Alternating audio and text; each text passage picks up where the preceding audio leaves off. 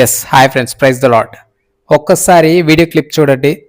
చెంబలకడి పంబా చెంబలకడి పంబా చెంబలకడి పంబా చెంబలకడి పంబా కన్నరా వినరా చెంబలకడి పంబా అనరా కదా చెబుతాను వినరా బ్రహ్మం గారు ఎరుగని కలికాలపు కాల జ్ఞానము ఓ చెంబలకడి పంబా చెంబలకడి పంబా చెంబలకడి పంబా చెంబలకడి పంబా కన్నరా వినరా చెంబలకడి పంబా అనరా కదా చెబుతాను వినరా బ్రహ్మం గారు ఎరుగని కలికాలపు కాల జ్ఞానము ఓ చూశారు కదా నా ప్రియమైన దేవుని సంగమా. నిజంగా ఈ వీడియో క్రైస్తవులకు వ్యతిరేకంగా వీడియోలు పెట్టే యూట్యూబ్ ఛానల్లో కనపడుతూ వచ్చింది. ఆ వీడియోలో పైన ఏం రాస్తూ వచ్చారంటే, ఈ ఆచారాలు ఈ పద్ధతులు పాటించకూడదని ఆ మతంలోనికి వెళ్ళారు కదా,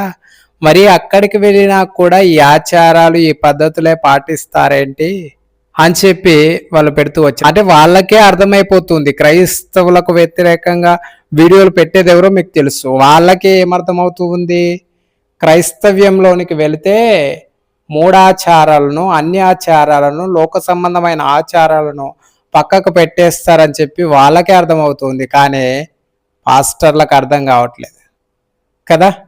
ఒక్కసారి ఆలోచించండి, ఆ పాస్టర్లు అక్కడ ఏం చేస్తూ ఉన్నారు?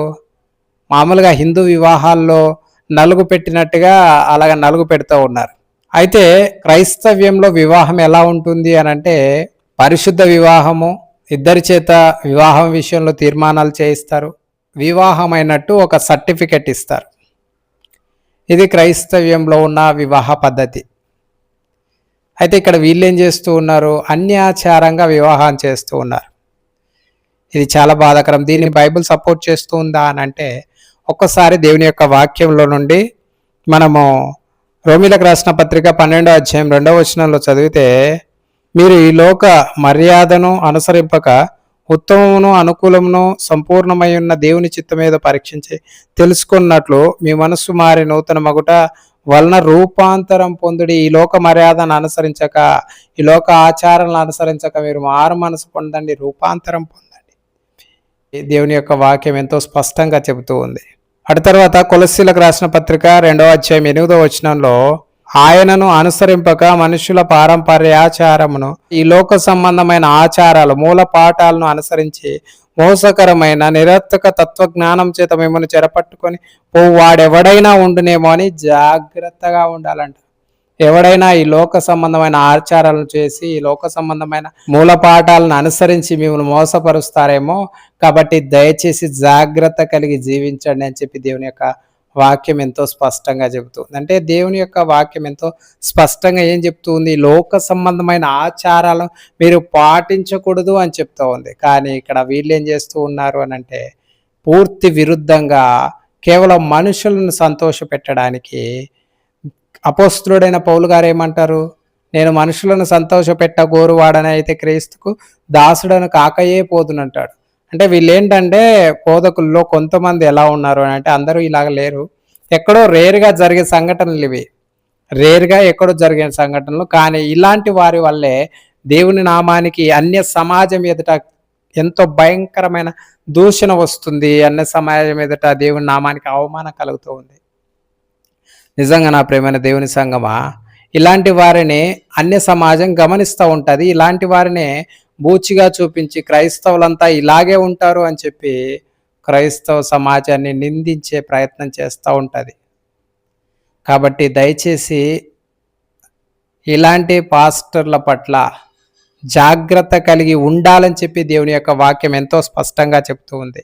అలాగే పేతురు రాసిన 2వ పత్రిక 2వ అధ్యాయంలో మనం చూస్తే, దొంగ బోధకులైన వారు, అబద్ధ బోధకులైన వారు, దేవుని నామానికి అవమానం తెచ్చే దుర్బోధకులైన వారు కల్పనా వాక్యంలో చెప్పుచు దేవుని సంఘం వలన లాభం సంపాదించుకోవడానికి ప్రయత్నం చేస్తూ ఉంటారు. భిన్నాభిప్రాయాలను దేవుని సంఘానికి బోధిస్తూ ఉంటారు. అలాగే వారి పోకిరి చేష్టలను, వారి యొక్క పాపపు జీవితాన్ని మార్చుకోకుండా వారిని బట్టి దేవుని నామానికి అవమానం తీసుకొని వస్తూ ఉంటారు. కాబట్టి ఇలాంటి వారి పట్ల దయచేసి జాగ్రత్త కలిగి ఉండండి అని చెప్పి దేవుడు ఎంతో స్పష్టంగా మనతో మాట్లాడుతూ ఉన్నాడు ఈ దినం. కొలస్సీలకు రాసిన పత్రిక 2వ అధ్యాయం 8వ వచనంలో దేవుడు ఎంతో స్పష్టంగా మాట్లాడుతూ ఉన్నాడు. ఏమని మాట్లాడుతూ ఉన్నాడు?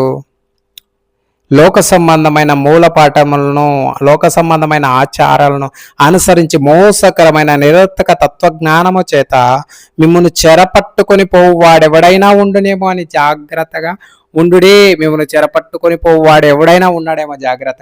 ఇలాంటి వారు ఏంటంటే కేవలం వాళ్ళ డబ్బు సంపాదన కొరకు, వాళ్ళు డబ్బులు ఒకవేళ వాళ్ళ దగ్గరికి వెళ్ళకపోతే, ఇలాంటి ఆచారాలు చేయకపోతే డబ్బులు ఇవ్వరేమో, చర్చికి రారేమో అని చెప్పి కొంతమంది డబ్బు పైన వ్యామోహంతో, కేవలం డబ్బు పైన వ్యామోహంతో, దేవుని పైన ప్రేమ కాదు, దేవుని పైన ప్రేమ ఉంటే ఇలాంటి అన్ని ఆచారాలను ఖచ్చితంగా వాళ్ళు పాటించకుండా దేవుని నామ మహిమార్థమై జీవిస్తారు. ఇలాంటి ఆచారాలు పాటించే వారిలో ఆత్మీయత ఉండదు, దేవునితో సహవాసం ఉండదు, ప్రార్థనా జీవితం ఉండదు. కేవలం ధనాశతో మనుషుల దగ్గర మెప్పు పొందుకోవడానికి, మనుషుల చేత డబ్బు సంపాదించుకోవడానికి ఇలాంటి ఆచారాలను పాటిస్తూ, వారు ఆచరిస్తూ, వారితో పాటు దేవుని సంఘాన్ని ఆచరింపచేస్తూ, వారు వెళ్ళే ఆ నిత్య నరకాగ్నికి వారితో పాటు వారి సంఘాన్ని తీసుకొని వెళ్ళడానికి కూడా మరి వారు కారకులవుతూ ఉన్నారు. కాబట్టి దయచేసి నా ప్రేమన దేవుని సంఘమా, ఇలాంటి వారి విషయంలో మీరంతా జాగ్రత్త కలిగి జీవించాలని చెప్పి దేవుని యొక్క వాక్యం ఎంతో స్పష్టంగా మనతో మాట్లాడుతూ ఉంది. కాబట్టి ఇప్పటికైనా దయచేసి ఇలాంటి వారి పట్ల జాగ్రత్త కలిగి జీవించాలని ప్రభు పేరిట ప్రేమపూర్వకంగా మనవి చేస్తూ సెలవు తీసుకుంటూ ఉన్నాను. Praise the lord.